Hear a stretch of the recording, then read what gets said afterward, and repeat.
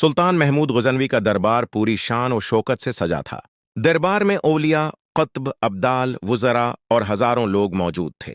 सुल्तान ने दरबार में सबको मुखातब करके कहा, क्या कोई मुझे हजरत खुज़र अलैहिस्सलाम की जियारत करा सकता है? पूरे दरबार में खामोशी छा गई, लेकिन एक गरीब देहाती खड़ा हुआ और बोला, बादशाह सलामत, मैं जियारत करा सकता हूं।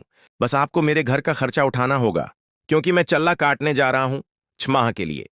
सुल्तान ने फौरन इजाजत दी। देहाती रवाना हो गया और शाही खजाने से उसके घर का खर्चा दिया गया। 6 माह बाद देहाती वापस आया, कहा, वज़ाइफ पलट गए हैं, मजीद 6 माह दरकार हैं। सुल्तान ने फिर इजाजत दे दी। मजीद 6 माह बाद 1 साल गुजर चुका था।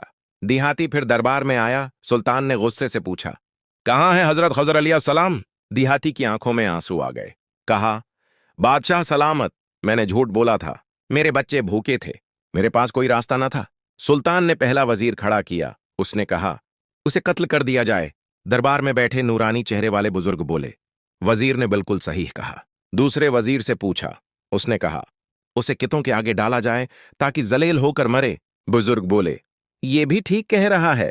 फिर सुल्तान ने अय्याज से पूछा। अय्याज ने कहा, बादशाह सलामत, 1 साल एक गरीब के बच्चे आपकी बादशाही से पलते रहे, ना आपके खजाने में फर्क आया, ना आपकी शान में। अगर इजाजत हो तो उसे माफ कर दें, वरना इसके बच्चे भूखे मर जाएंगे। बुजुर्ग ने कहा, अयाज ने ठीक कहा। सुल्तान हैरान होकर खड़ा हुआ और बुजुर्ग से पूछा, आपने हर वजीर को दरस्त क्यों कहा? बुजुर्ग बोले, पहला वजीर कुसाई का बेटा है तो उसने कत्ल की बात की।